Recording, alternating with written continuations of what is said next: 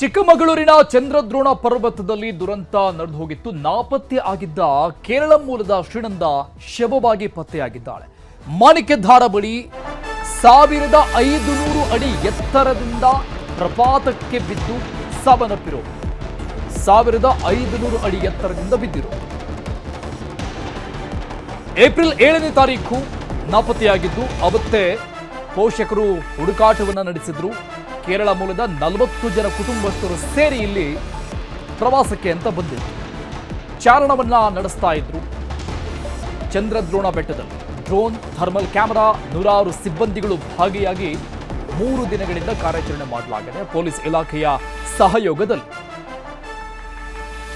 ಕೇರಳದ ಪಾಲಕ್ಕಾಡ್ ಮೂಲದ ಬಾಲಕಿ ಶ್ರೀನಂದ ಅಪ್ರಾಪ್ತ ಬಾಲಕಿ ಏಪ್ರಿಲ್ 7ರಂದು ಸಂಜೆ 5:30 ಸುಮಾರಿಗೆ ನಾಪತ್ತೆಯಾಗಿದೆ.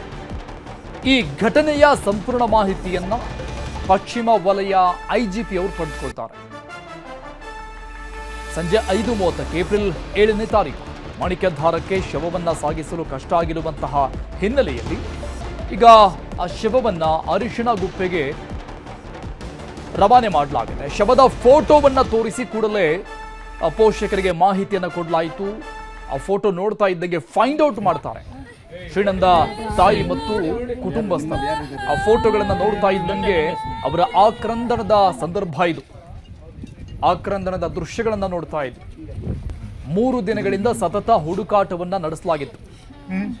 ಡ್ರೋನ್ಗಳನ್ನ ಬಳಸಿಕೊಂಡು ಹುಡುಕಾಟವನ್ನ ಮಾಡಲಾಗಿತ್ತು. ಯಾಕಂದ್ರೆ ಅಲ್ಲಿ ಮನುಷ್ಯರು ಓಡಾಡುವಂತಹ ಪ್ರದೇಶ ಅಲ್ಲ, 1500 ಅಡಿ ಆಳದಲ್ಲಿರುವಂತಹ ಪ್ರಪಾತ.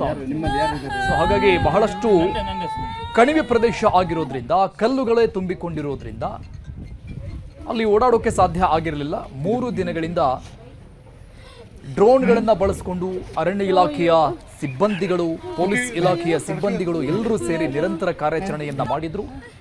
ಆದರೆ ದುರಾದೃಷ್ಟವಶಾತ್ ಶ್ರೀನಂದ ಸಾವಿನ ಶವದ ಸ್ಥಿತಿಯಲ್ಲಿ ಸಿಕ್ಕಿರೋದು ದೃಶ್ಯದಲ್ಲಿ ನೋಡ್ತಾ ಇದ್ದೀವಿ. ಮತ್ತೊಂದು ಕಡೆ ಶವದ ವಿಚಾರ ಎಲ್ಲ ಆದ ನಂತರದಲ್ಲಿ ಮುಂದಿನ ಪ್ರಕ್ರಿಯೆಗಳು ನಡೀತಾ ಇದೆ. ಬಾಕ್ಸ್ ತೆಗೆದುಕೊಂಡು ಬಂದಿರುವಂಥದ್ದು, ಅದರಲ್ಲಿ ಮೃತದೇಹವನ್ನ ಅರಿಶಿಣ ಗುಪ್ಪೆಗೆ ತೆಗೆದುಕೊಂಡು ಹೋಗಲಾಗತ್ತೆ. ಪೋಸ್ಟ್ ಮಾರ್ಟಮ್ ಕೂಡ ಇವತ್ತೇ ಆಗುವಂತಹ ಸಾಧ್ಯತೆಗಳು ಇದೆ. ಸ್ಟ್ರಕ್ಚರ್ ಅದು, ಬಾಕ್ಸ್ ಅಲ್ಲ.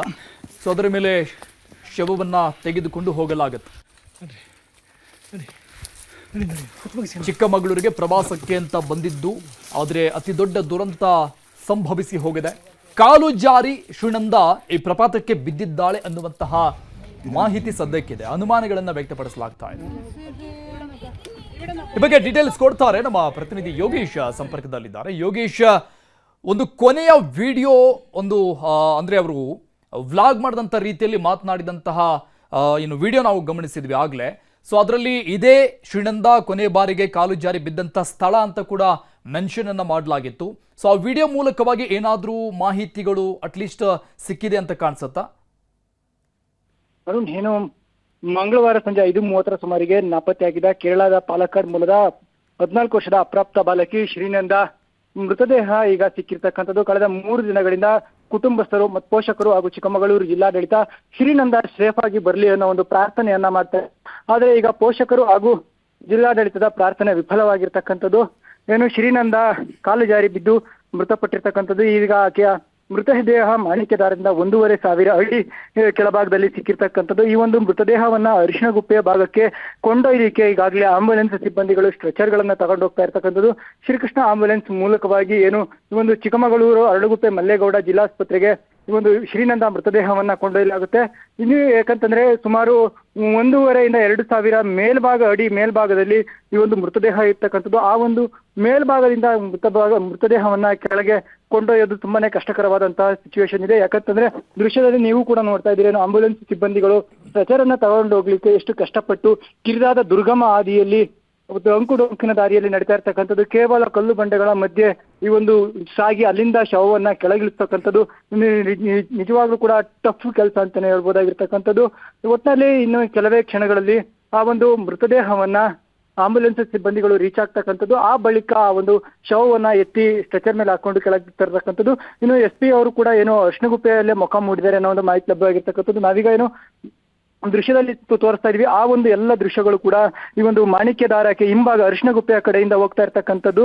ಆ ಒಂದು ದೃಶ್ಯದಲ್ಲಿ ಆ ಒಂದು ಏನು ಭಾಗದ ಮೂಲಕವಾಗಿ ಶ್ರೀನಂದ ಮೃತದೇಹವನ್ನ ಕೆಳಭಾಗಕ್ಕೆ ತರಲಾಗುತ್ತೆ ಅರುಣ್. ಓಕೆ ಯೋಗೀಶ್, ಈ ಕೊನೆ ವಿಡಿಯೋ ವಿಚಾರವನ್ನು ಕೂಡ ನಾನು ಆಗ್ಲೇ ಹೇಳ್ತಾ ಇದ್ದೆ. ಈ ಬಗ್ಗೆ ಪೊಲೀಸರು ಏನಾದರೂ ತನಿಖೆ ಮಾಡೋ ಸಾಧ್ಯತೆಗಳಿದೆಯಾ? ಆಮೇಲೆ ಏನಂತ ಕೇಸ್ ಮಾಡ್ಕೊಂಡಿದ್ದಾರೆ ಈ ಘಟನೆ ಬಗ್ಗೆ? ಅರುಣ್, ಏನು ಸದ್ಯಕ್ಕೆ ಶ್ರೀನಂದ ಪೋಷಕರು ಮಗಳು ನಾಪತ್ತೆಯಾಗಿರೋದ್ರಿಂದ ನಾಪತ್ತೆ ಕೇಸನ್ನ ಚಿಕ್ಕಮಗಳೂರು ಗ್ರಾಮಾಂತರ ಠಾಣೆಯಲ್ಲಿ ದಾಖಲು ಮಾಡಿರ್ತಕ್ಕಂಥದ್ದು. ಸದ್ಯಕ್ಕೆ ಇದೀಗ ಏನಂತಂದ್ರೆ ಶ್ರೀನಂದ ಮೃತದೇಹ ಸಿಕ್ಕಿರೋದ್ರಿಂದಾಗಿ ಮೊದಲ ಬಾರಿಗೆ ಏನು ಆಕೆಯ ಒಂದು ಮೃತದೇಹವನ್ನ ಕೆಳಗೆ ತಗೊಂಡು ಬಂದು ಏನು ಮರಣೋತ್ತರ ಪರೀಕ್ಷೆ ಇರ್ಬೋದು ಮತ್ತೆ ಕುಟುಂಬಸ್ಥರಿಗೆ ಮೃತದೇಹವನ್ನ ಹಸ್ತಾಂತರ ಮಾಡುವಂತ ಪ್ರಕ್ರಿಯೆಗಳನ್ನ ಮೊದಲು ಪೂರ್ಣಗೊಳಿಸ್ತಾರೆ. ಆ ಬಳಿಕ ಪೊಲೀಸರು ವಿವಿಧ ಆಯಾಮಗಳಲ್ಲಿ ತನಿಖೆಯನ್ನ ಕೈಗೊಳ್ತಾರೆ ಅಂತ ಹೇಳ್ಬೋದಾಗಿರ್ತಕ್ಕಂಥದ್ದು. ಯಾಕಂತಂದ್ರೆ ಆ ಒಂದು ದಿನ ಸಂಜೆ ಏನು ಆ ಹುಡುಗಿ ಸೆಲ್ಫಿ ವಿಡಿಯೋ ಮಾಡ್ತಾ ಇದ್ದಂತಹ ಸಂದರ್ಭದಲ್ಲಿ ಪಕ್ಕಕ್ಕೆ ಸರಿಸಿರ್ತಕ್ಕಂಥದ್ದು. ಆ ಒಂದು ವಿಡಿಯೋನೇ ಆಕೆಯ ಕೊನೆ ವಿಡಿಯೋ ಆಗಿರ್ತದೆ. ಅಲ್ಲಿಂದ ಮೆಟ್ಟಿಲು ಕಡೆ ಓಡಿದಂತ ಯುವತಿ ಕಾಲು ಜಾರಿ ಕೆಳಗಡೆ ಬಿದ್ದಿರಬಹುದಾ ಅಥವಾ ಯಾರಾದ್ರೂ ತಳ್ಳಿರಬಹುದಾ ಅನ್ನೋ ಒಂದು ಎಲ್ಲ ವಿವಿಧ ಆಯಾಮಗಳಲ್ಲಿ ಚಿಕ್ಕಮಗಳೂರು ಗ್ರಾಮಾಂತರ ಠಾಣೆಯ ಪೊಲೀಸರು ತನಿಖೆಯನ್ನ ಕೈಗೊಳ್ಳಲಿಕ್ಕೆ ಮುಂದಾಗ್ತಕ್ಕಂಥದ್ದು. ಅರುಣ್, ಓಕೆ, ಪೋಸ್ಟ್ ಮಾರ್ಟಮ್ ಕೂಡ ಇವತ್ತೇ ಅಂತ ಹೇಗೆ ಯೋಗೀಶ್?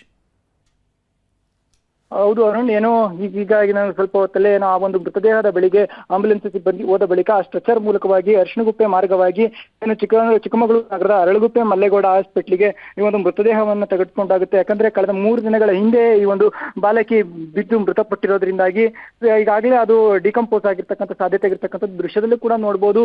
ಮುಖದ ಭಾಗ ಇರ್ಬೋದು ಈಗಾಗಲೇ ಸ್ವಲ್ಪ ಮಟ್ಟಿಗೆ ಕೊಳೆತಂತಹ ಸ್ಥಿತಿಯಲ್ಲಿ ಪತ್ತೆಯಾಗಿರ್ತಕ್ಕಂಥದ್ದು. ಆ ನಿಟ್ಟಿನಲ್ಲಿ ಮೃತದೇಹವನ್ನ ಮತ್ತಷ್ಟು ಡಿಲೇ ಮಾಡೋದಕ್ಕೆ ಕಷ್ಟ ಆಗುತ್ತೆ. ಆ ನಿಟ್ಟಿನಲ್ಲಿ ಇವತ್ತೇ ಏನು ಮರಣೋತ್ತರ ಪರೀಕ್ಷೆಯನ್ನ ಮಾಡಿ ಕುಟುಂಬಸ್ಥರಿಗೆ ಒಂದು ಮೃತದೇಹವನ್ನ ಹಸ್ತಾಂತರ ಮಾಡುವ ಪ್ರಕ್ರಿಯೆ ಪೂರ್ಣಗೊಳಿಸಲಾಗುತ್ತೆ ಅನ್ನೋದು ಮಾಹಿತಿ ಪೊಲೀಸ್ ಇಲಾಖೆಯ ಮೂಲಗಳಿಂದ ಲಭ್ಯವಾಗಿರ್ತಕ್ಕಂಥದ್ದು.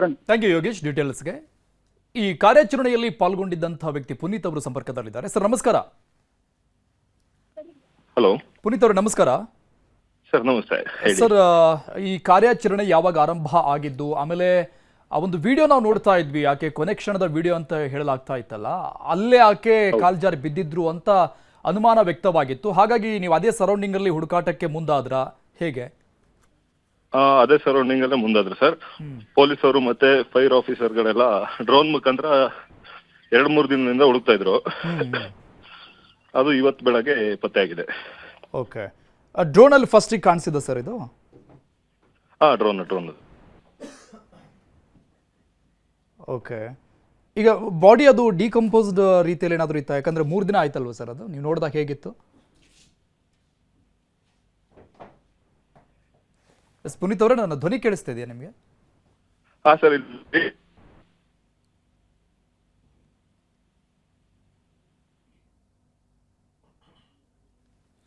ಸಂಪರ್ಕ ಕಟ್ ಆಗಿದೆ, ಮತ್ತೆ ಸಂಪರ್ಕಿಸುವ ಪ್ರಯತ್ನವನ್ನ ಮಾಡ್ತೀವಿ.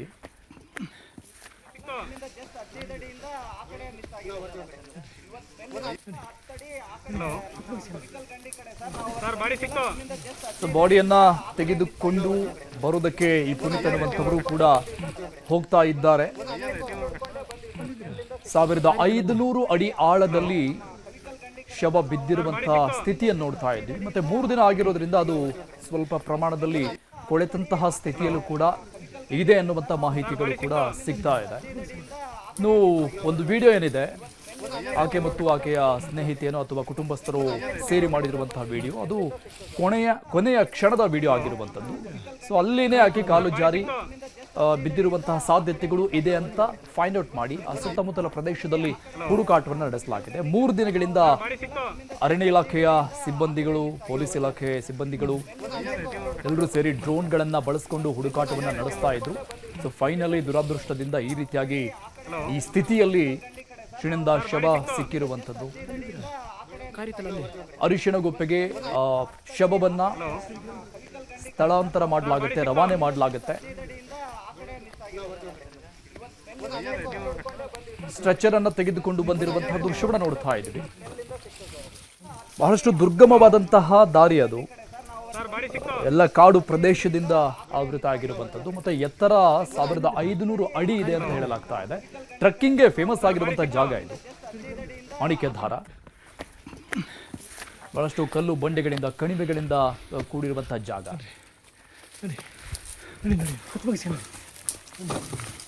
ಶಿವಮೊಗ್ಗದಲ್ಲಿ ಹುಲಿಕಲ್ ಘಾಟ್ನಲ್ಲಿ ನಡೆದಂತಹ ಭೂಕುಸಿತ ಪ್ರಕರಣಕ್ಕೆ ಸಂಬಂಧಪಟ್ಟಂಗೆ ಮಣ್ಣು ಕುಸಿದು ಸಾವನ್ನಪ್ಪಿದ ಕಾರ್ಮಿಕರ ಕುಟುಂಬಕ್ಕೆ ಈಗ ಪರಿಹಾರವನ್ನ ಘೋಷಣೆ ಮಾಡಲಾಗಿದೆ. ಮೃತರ ಕುಟುಂಬಕ್ಕೆ ತಲಾ 5 ಲಕ್ಷ ರೂಪಾಯಿ ಪರಿಹಾರವನ್ನ ಸಿಎಂ ಸಿದ್ದರಾಮಯ್ಯನವರು ಘೋಷಣೆ ಮಾಡಿದ್ದಾರೆ. ಸರ್ಕಾರದಿಂದ 5 ಲಕ್ಷ ಪರಿಹಾರ ಘೋಷಣೆ ಮಾಡಲಾಗಿದೆ. ಶಿವಮೊಗ್ಗ ಜಿಲ್ಲೆ ಹೊಸನಗರ ತಾಲೂಕಿನ ಹುಲಿಕಲ್ ಘಾಟ್ ಅಲ್ಲಿ ಕೆಲಸ ನಡೀತಾ ಇತ್ತು, ಕಾಮಗಾರಿ ನಡೀತಾ ಇತ್ತು. ರಸ್ತೆ ತಡೆಗೋಡೆ ನಿರ್ಮಾಣ ಕಾಮಗಾರಿ ನಡೀತಾ ಇದ್ದಂತಹ ಸಂದರ್ಭದಲ್ಲಿ ಆ ಮೇಲ್ಮೈಯಲ್ಲಿ ಇದ್ದಂತಹ ಮಣ್ಣು ಭಾರಿ ಪ್ರಮಾಣದಲ್ಲಿ ಕುಸಿತ ಆಗಿದೆ. 3 ಕಾರ್ಮಿಕರ ಸಾವಿಗೆ ಕಾರಣ ಆಗಿದೆ ಈ ಒಂದು ದುರಂತ. ಸಿಎಂ ಸಿದ್ದರಾಮಯ್ಯ ಸಂತಾಪವನ್ನ ವ್ಯಕ್ತಪಡಿಸಿದ್ದಾರೆ. ಮೃತ ದುರ್ದೈವಿ ಕಾರ್ಮಿಕರ ಆತ್ಮಕ್ಕೆ ಚಿರಶಾಂತಿ ದೊರಕಲಿ, ಕುಟುಂಬಸ್ಥರಿಗೆ ನೋವು ಭರಿಸುವ ಶಕ್ತಿ ಸಿಗಲಿ ಅಂತ ಕೇಳ್ಕೊಂಡಿದ್ದಾರೆ. ಸಂತಾಪವನ್ನ ವ್ಯಕ್ತಪಡಿಸಿದ್ದಾರೆ. ಮಾನವೀಯ ನೆಲೆಯಲ್ಲಿ ಮೃತರ ಕುಟುಂಬಕ್ಕೆ ತಲಾ 5 ಲಕ್ಷ ರೂಪಾಯಿ ಪರಿಹಾರವನ್ನ ಸರ್ಕಾರ ಕೊಡ್ತಾ ಇದೆ ಅಂತ ಘೋಷಣೆ ಮಾಡಿದ್ದಾರೆ ಸಿಎಂ ಸಿದ್ದರಾಮಯ್ಯ. ಕಾಮಗಾರಿ ನಡೀತಾ ಇದ್ದಂತಹ ಸಂದರ್ಭದಲ್ಲಿ ಸುಮಾರು ಜನ ಕಾರ್ಮಿಕರಿದ್ರು. ಅದರಲ್ಲಿ 3 ಕಾರ್ಮಿಕರು ಬೃಹದಾಕಾರದ ಮಣ್ಣು ಕುಸಿತದ ಅಡಿಯಲ್ಲಿ ಸಿಕ್ಕಾಕೊಂಡು ಸಾವನ್ನಪ್ಪಿರುವಂಥದ್ದು, ದುರ್ಮರಣ ಹೊಂದಿರುವಂಥದ್ದು. ಕೂದಲೆಳೆ ಅಂತರದಲ್ಲಿ ಸುಮಾರು ಜನ ಪಾರಾಗಿದ್ದಾರೆ. ಹುಲಿಕಲ್ ಘಾಟ್ನಲ್ಲಿ ಮಣ್ಣು ಕುಸಿದು 3 ಸಾವು ಪ್ರಕರಣಕ್ಕೆ ಸಂಬಂಧಪಟ್ಟಂಗೆ ಲೋಕೋಪಯೋಗಿ ಇಲಾಖೆ ಇಂಜಿನಿಯರ್ ಪರ ಬ್ಯಾಟಿಂಗ್ ಶುರುವಾಗಿದೆ. ಇಲಾಖೆ ಅಧಿಕಾರಿಗಳ ತಪ್ಪಿಲ್ಲ ಅಂತ ಹಿರಿಯ ಅಧಿಕಾರಿಗಳು ಸಮರ್ಥನೆ ಮಾಡಿಕೊಳ್ತಾ ಇದ್ದಾರೆ. ಪಿಡಬ್ಲ್ಯೂಡಿ ಇಲಾಖೆ ಮುಖ್ಯ ಇಂಜಿನಿಯರ್ ಜಗದೀಶ್ ಬ್ಯಾಟ್ ಮಾಡಿರೋದು, ಅಂದ್ರೆ ಆ ಬಗ್ಗೆ ಮಾತನಾಡಿದ್ದಾರೆ, ಅವರ ಪರವಾಗಿ ಮಾತನಾಡಿದ್ದಾರೆ. ಅವರದ್ದೇನು ಅದರಲ್ಲಿ ತಪ್ಪಿಲ್ಲ ಅಂತ. ಕಾಮಗಾರಿಗೂ ಮುನ್ನ ಎಲ್ಲ ರೀತಿಯ ಪರೀಕ್ಷೆಗಳನ್ನು ಮಾಡಲಾಗಿದೆ. ಕಾಮಗಾರಿ ವೇಳೆ ನಮ್ಮ ಇಂಜಿನಿಯರ್ ಕೂಡ ಅಲ್ಲೇ ಇದ್ರು, ಆ ಸ್ಥಳದಲ್ಲೇ ಇದ್ರು. ಈ ಹಿಂದೆ ರಸ್ತೆ ನಿರ್ಮಾಣದ ಸಂದರ್ಭದಲ್ಲಿ ಹುಡಿ ಮಣ್ಣನ್ನ ಅಲ್ಲಿ ಬಳಕೆ ಮಾಡಲಾಗಿದೆ.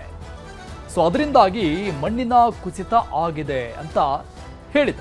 ಅದನ್ನು ಹೊರತುಪಡಿಸಿದ್ರೆ ಈಗ ಯಾವುದೇ ನಿರ್ಲಕ್ಷ್ಯ ಆಗಿಲ್ಲ, ತಾಂತ್ರಿಕ ದೋಷ ಆಗಿಲ್ಲ ಅಂತ ಸಮರ್ಥನೆಯನ್ನ ಮಾಡಿಕೊಂಡಿದೆ.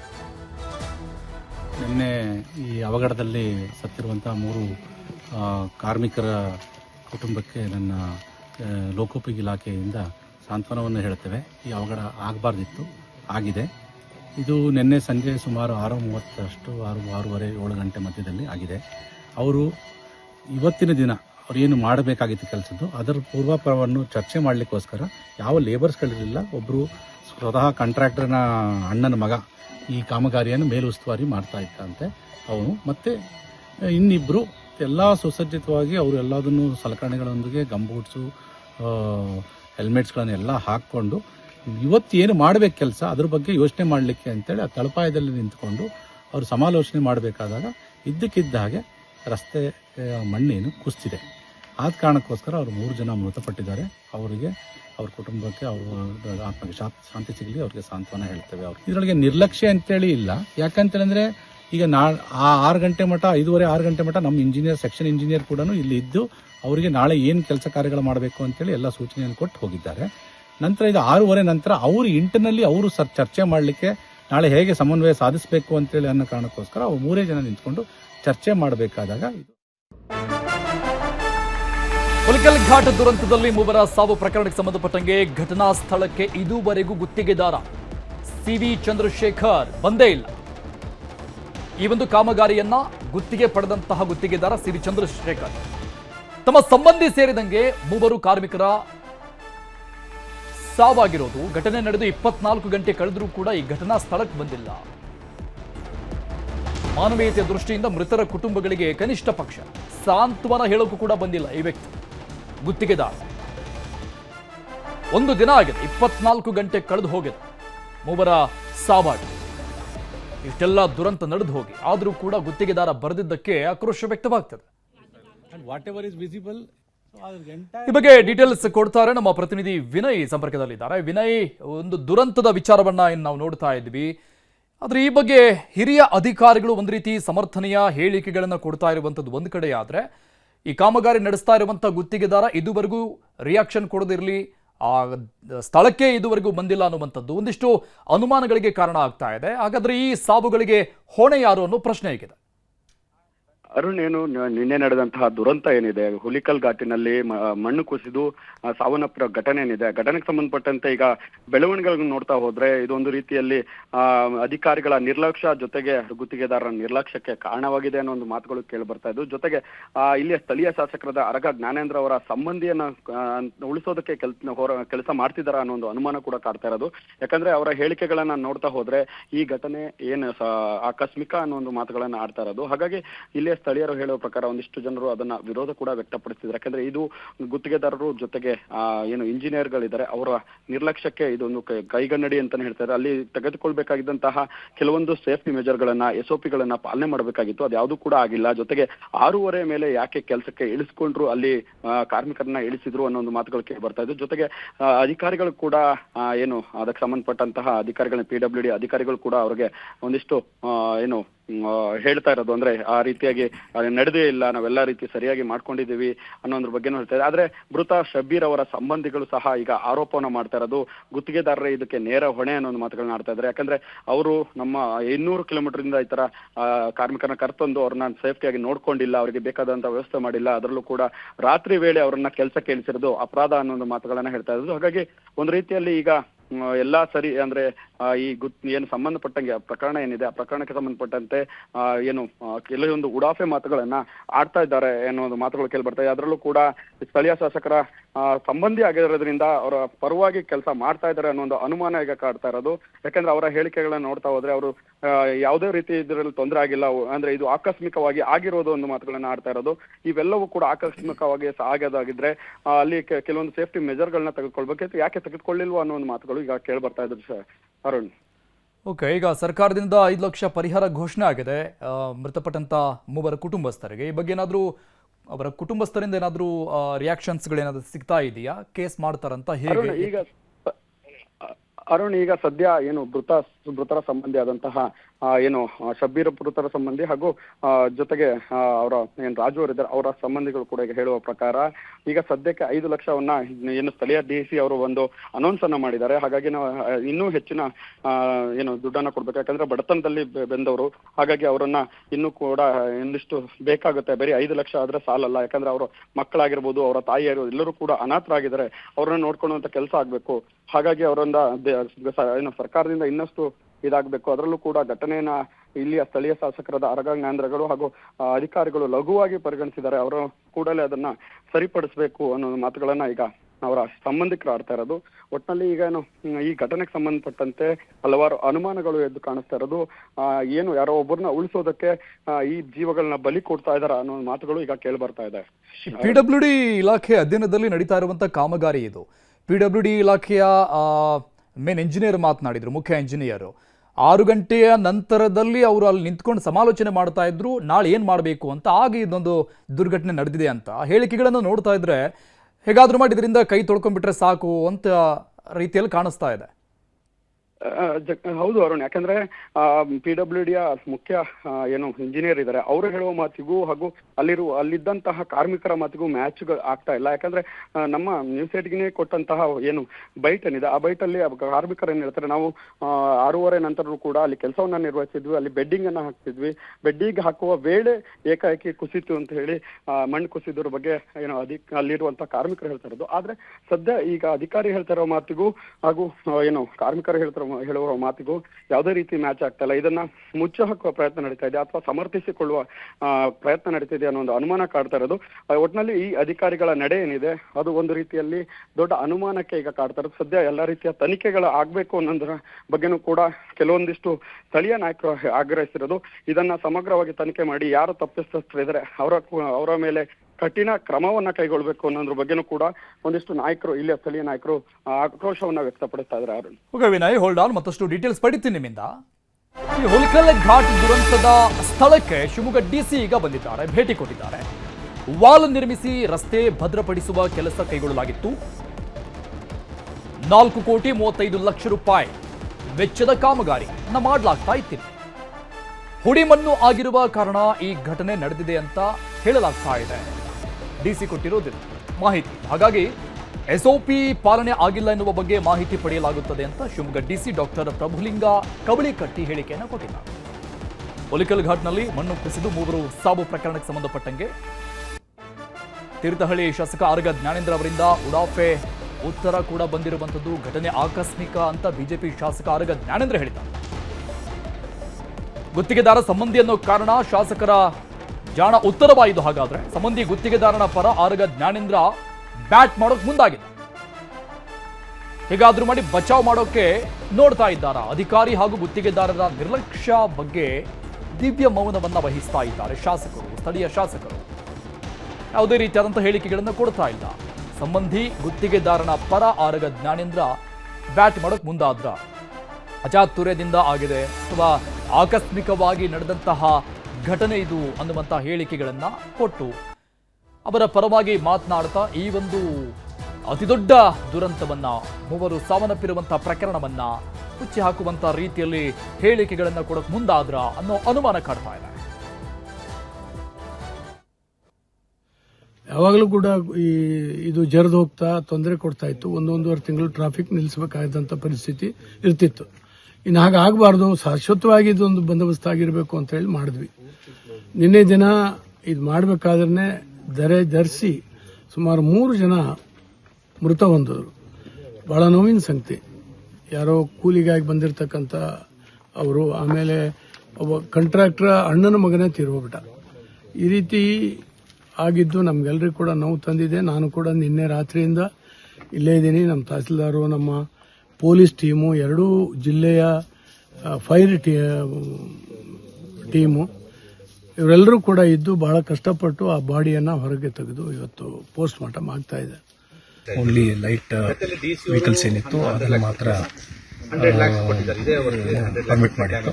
ಸೊ ಇವು ಕೂಡ ಅದರದ್ದು ಸ್ಟೆಬಿಲಿಟಿನ ತಿಳ್ಕೊಂಡು ಸದ್ಯಕ್ಕಂತೂ ಎಲ್ಲ ಬಂದ್ ಮಾಡಿದ್ದೀವಿ. ಇದು ಯಾರು ನಿರ್ಲಕ್ಷ್ಯ ಸರ್? ಇದು ನಿರ್ಲಕ್ಷ್ಯ ಅನ್ನೋಕ್ಕಿಂತ ತಾವು ಕೂಡ ಇಲ್ಲಿ ಇಮೇಜಸ್ ಅಲ್ಲಿ ನೋಡಿದ್ರೆ ಮಣ್ಣಿನ ಸ್ಟ್ರಕ್ಚರ್ ಏನಿದೆ ತುಂಬಾ ಪೋರಸ್ ಆಗಿರೋದ್ರಿಂದ ಅದು ಬೈಂಡಿಂಗ್ ಕೆಪಾಸಿಟಿ ಕಡಿಮೆ ಇತ್ತು ಅಂತ ಹೇಳಿ ಇಂಜಿನಿಯರ್ಸ್ ಕೂಡ ಯಾವುದೇ ಕಾಮಗಾರಿಗಳನ್ನ ಅದು ಇಂಥ ಕ್ರಿಟಿಕಲ್ ಕಾಮಗಾರಿಗಳನ್ನ ಸಾಯಿಲ್ ಟೆಸ್ಟ್ ಇಲ್ಲದೆ ಮಾಡೋದಿಲ್ಲ. ಸಾಯಿಲ್ ಟೆಸ್ಟ್ ಮಾಡಿನೇ ಮಾಡಿರ್ತಾರೆ. ಅದು ಕೂಡ ಇಂಟರ್ನಲ್ ಸ್ಟ್ರಕ್ಚರ್ ಏನಿದೆ ಅದು ವಿಸಿಬಲ್ ಆಗೋದಿಲ್ಲ. ಅದಕ್ಕೆ ನೋಡಿಕೊಂಡು ಯಾವ ರೀತಿ ತಪ್ಪಾಗಿದೆ ಅಂತ ಟೆಕ್ನಿಕಲ್ ಅಸೆಸ್ಮೆಂಟ್ ಕೂಡ ಮಾಡ್ತೀವಿ. 4-5 ವರ್ಷದಿಂದ ಇಲ್ಲಿ ದುಡಿಮೆಗೆ ಬರ್ತಿದ್ರು. 200 ಕಿಲೋಮೀಟರ್ ಇಲ್ಲಿ ಬರ್ತಿದ್ರು. ತನ್ನ ಹೆಂಡ್ರು ಮಕ್ಕಳು ಬಿಟ್ಟು ನಾವು ಬೇಡ ಬೇಡ ಅಂದರೂ ಇಲ್ಲಿ ಗುಡ್ಡಗಾಡು ಪ್ರದೇಶಕ್ಕೆ ದುಡ್ಲಿಕ್ಕೆ ಬರ್ತಿದ್ರು. ಅವ್ರ ಬಡತನ ಪರಿಸ್ಥಿತಿ ಒಳಗೆ ಅವ್ರಿಗೆ ಮನೆಯಲ್ಲಿ ಭಾಳ ಪರಿಸ್ಥಿತಿ ಗಂಭೀರ ಇರೋದಕ್ಕೋಸ್ಕರ ಇಲ್ಲೇ ದುಡಿಲಿಕ್ಕೆ ಬರ್ತಿದ್ರು. ಶಬೀರ್ ಅಹಮದ್ ಅವರು ಬರ್ತಿದ್ರು ಇಲ್ಲಿ ದುಡಿಲಿಕ್ಕೆ. 200 ಕಿಲೋಮೀಟರ್ ದೂರದಿಂದ ಬರ್ತಿದ್ರು. ಇದು ತಪ್ಪು ಸರ್ಕಾರಿ ಕಾಂಟ್ರಾಕ್ಟ್ದಾರದು ತಪ್ಪು. ಅಲ್ಲಿಂದ ಇಲ್ಲಿವರೆಗೆ ಕೆಲಸಕ್ಕೆ ಕರ್ಕೊಂಬಂದು ಬಡಪಾಯಿಗಳಿಗೆ ಈ ರೀತಿ ಇದು ಆಗೋದ್ಲಿಂತ ಸರ್ಕಾರಿ ಕಾಂಟ್ರಾಕ್ಟ್ದಾರ ತಪ್ಪು. ಅವ್ರಿಗೆ ಸುರಕ್ಷಿತೆ ಮಾಡಬೇಕಿತ್ತು, ಸುರಕ್ಷಿತೆ ಮಾಡಲಿಕ್ಕೆ ಆಗಲಿಲ್ಲ. ಇನ್ನೂ ಮತ್ತು ಅಚಾನಕ ದುರಂತ ಸಾವು.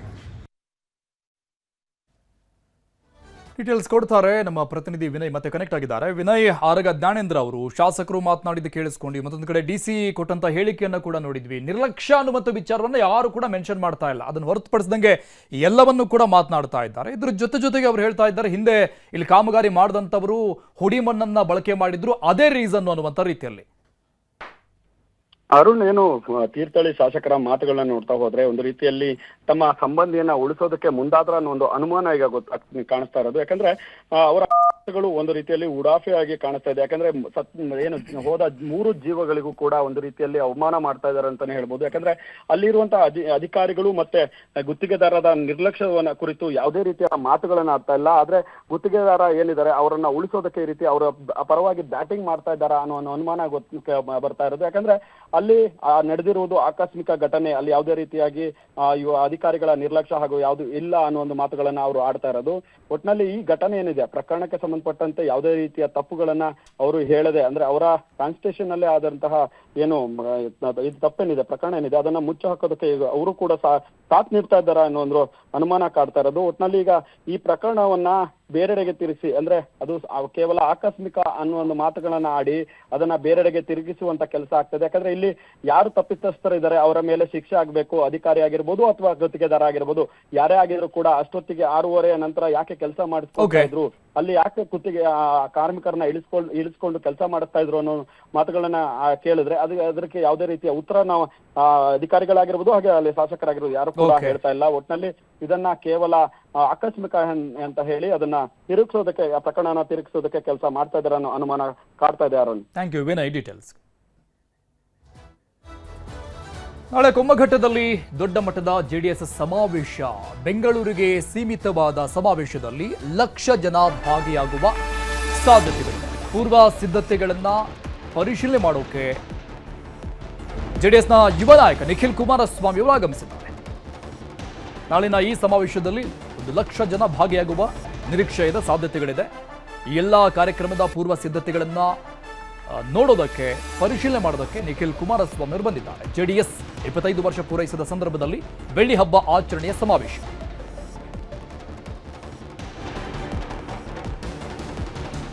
ನಮ್ಮ ಪ್ರತಿನಿಧಿ ತಿಮ್ಮೇಗೌಡರು ನಿಖಿಲ್ ಕುಮಾರಸ್ವಾಮಿ ಅವರನ್ನು ಮಾತನಾಡಿಸಿದ್ದಾರೆ, ನೋಡೋಣ.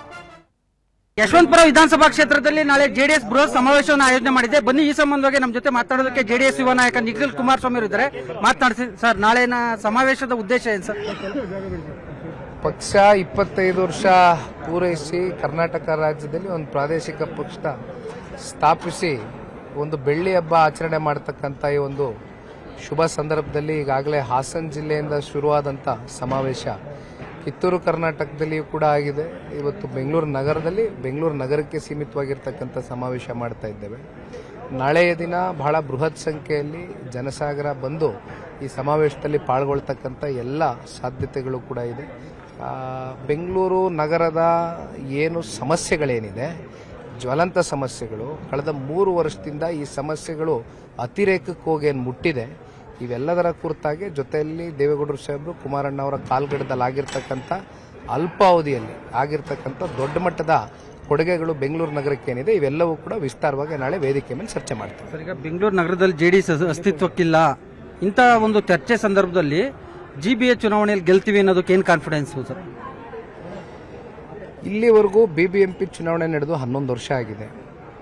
ಜಿಬಿಎ ಚುನಾವಣೆ ಕಂಡಕ್ಟ್ ಮಾಡಬೇಕು ಅಂತಕ್ಕಂಥ ಪೂರ್ಣ ಪ್ರಮಾಣದ ಮನಸ್ಸು ಸರ್ಕಾರಕ್ಕಿಲ್ಲದೆ ಹೋದರೂ ಕೂಡ ಅಂತಿಮವಾಗಿ ಸುಪ್ರೀಂ ಕೋರ್ಟ್ ಕಡೆಯಿಂದ ಡೈರೆಕ್ಷನ್ಸ್ ಇದೆ, ಆರ್ಡರ್ಸ್ ಇದೆ, ಕಂಡಕ್ಟ್ ಮಾಡಲೇಬೇಕು.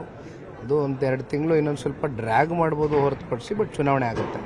ಆ ನಿಟ್ಟಿನಲ್ಲಿ ಹೊಸ ನಾಯಕರನ್ನ ಹುಟ್ಟಾಕ್ತಕ್ಕಂಥದ್ದಕ್ಕೆ, ವಾರ್ಡ್ಗಳಲ್ಲಿ ಕಾರ್ಪೊರೇಟರ್ಸ್ನ ಹುಟ್ಟಾಕ್ತಕ್ಕಂಥದ್ದಕ್ಕೆ, ಹೊಸ ನಾಯಕತ್ವ ಸೃಷ್ಟಿ ಮಾಡ್ತಕ್ಕಂಥದ್ದಕ್ಕೆ ಜಿಬಿಎ ಚುನಾವಣೆ ಎದುರು ನೋಡ್ತಾ ಇದ್ದೇವೆ. ವೋಟರ್ಸ್ ಇದ್ದಾರೆ, ನಮ್ಮನ್ನು ಪ್ರೀತಿಸ್ತಕ್ಕಂಥ ಜನ ಇದ್ದಾರೆ, ಕೆಲಸ ಮಾಡಿದ್ದೇವೆ. ಅದನ್ನು ಮನವರಿಕೆ ಮಾಡಿಕೊಡೋ ಮೂಲಕ ಹ್ಯಾಂಡ್ ಬಿಲ್ಸ್ಗಳನ್ನ ಅವ್ರ ಕೈಗೆ ಕೊಡ್ತಕ್ಕಂಥದ್ದು, ಮೆಂಬರ್ಶಿಪ್ ಡ್ರೈವ್ಗಳನ್ನ ಮಾಡಿಸ್ತಕ್ಕಂಥದ್ದು, ಪ್ರತಿ ವಾರ್ಡ್ಗಳಲ್ಲಿ ಎಲ್ಲ ಟಾಸ್ಕ್ಗಳನ್ನ ಕೊಟ್ಟಿದ್ದೇವೆ. ಈ ಸಮಾವೇಶ ಆದಮೇಲೆ ದೊಡ್ಡ ಮಟ್ಟದಲ್ಲಿ ಚಾಲನೆ ಕೊಡ್ತೇವೆ. ಈಗ ಬೆಂಗಳೂರಿನ ಫ್ಯೂಚರ್ನ ಒಂದು ದೊಡ್ಡ ಸ್ಕೀಮ್ ಅಂದರೆ ಮೇಕೆದಾಟು ಯೋಜನೆ. ಈ ಒಂದು ಮೇಕೆದಾಟು ಯೋಜನೆಯನ್ನ DK ಬ್ರದರ್ಸ್ ಅದನ್ನೇ ಪ್ರಮುಖ ಅಸ್ತ್ರವನ್ನಾಗಿ ಮಾಡ್ಕೊತಾ ಇದ್ದಾರೆ. ಈ ವಿಚಾರವಾಗಿ ಯಾವ ರೀತಿ ಕ್ಲಾರಿಟಿ ಕೊಡ್ತೀರಾ ಜನರಿಗೆ? ಕೇಂದ್ರ ಸರ್ಕಾರ ಸ್ಪಂದಿಸ್ತಾ ಇಲ್ಲ ಅನ್ನುವಂಥ ಆರೋಪದಲ್ಲಿ ಕೊನೆಗೆ ನಾನು ಇವತ್ತು ಅವರಿಗೆ ಒಂದೇ ಪ್ರಶ್ನೆ ಕೇಳ್ತಕ್ಕಂಥದ್ದು, ತಮಿಳುನಾಡಿನ ಮುಖ್ಯಮಂತ್ರಿಗಳು ಸ್ಟಾಲಿನ್ ರವರು ಯಾರ ಜೊತೆಯಲ್ಲಿದ್ದಾರೆ? ಕಾಂಗ್ರೆಸ್ ಜೊತೆಯಲ್ಲಿದ್ದಾರೆ. ಅವ್ರ ಕಡೆಯಿಂದ ಒಂದು NOC ತಗೊಂಬರ್ಲಿ, ಒಂದು NOC ಕೊಡಿಸ್ಲಿ ಸ್ಟಾಲಿನ್ ಅವ್ರ ಕಡೆಯಿಂದ. ಮಾರನೇ ದಿನವೇ ಸನ್ಮಾನ್ಯ ಕುಮಾರಣ್ಣ ಅವರು ಪ್ರಧಾನಮಂತ್ರಿಗಳ ಜೊತೆ ಕೂತು, ದೇವೇಗೌಡರು ಸಾಹೇಬರು, ಕುಮಾರಣ್ಣ ಅವರು ಇದಕ್ಕೆ ಯಾವ ರೀತಿ ನಾವು ಕಾರ್ಯರೂಪ ಕೊಡಬೇಕು ಕೊಡಿಸ್ತೇವೆ. ಈಗ ಜೆಡಿಎಸ್ ಏಕಾಂಗಿ ಸ್ಪರ್ಧೆನ ಸರ್ ಈ ಒಂದು ಜಿಬಿಎ ಚುನಾವಣೆಯಲ್ಲಿ, ಅಥವಾ ಹೊಂದಾಣಿಕೆಯಲ್ಲಿ ಹೋಗೋದು ಸರ್, ಮೈತ್ರಿಯಲ್ಲಿ ಚುನಾವಣೆ ಎದುರಿಸುತ್ತಾ ಅಂತ? ಇದು ತೀರ್ಮಾನಗಳು ಇನ್ನೂ ಯಾವುದೂ ಆಗಿಲ್ಲ. ಯಾಕೆಂದ್ರೆ ಚುನಾವಣೆ ಘೋಷಣೆ ಆದರೆ ತೀರ್ಮಾನ ಆಗ್ತದೆ. ಆನ್ ಟೇಬಲ್ ಇನ್ನೂ ಡಿಸ್ಕಷನ್ಗೆ ಬಂದಿಲ್ಲ, ಬಂದಾಗ ಕೂತು ಚರ್ಚೆ ಮಾಡ್ತೇವೆ. ಸೊ ಇದಿಷ್ಟು ಜೆಡಿಎಸ್ ಯುವ ನಾಯಕ ನಿಖಿಲ್ ಕುಮಾರಸ್ವಾಮಿ ಅವರ ಸ್ಪಷ್ಟ ನುಡಿಗಳು.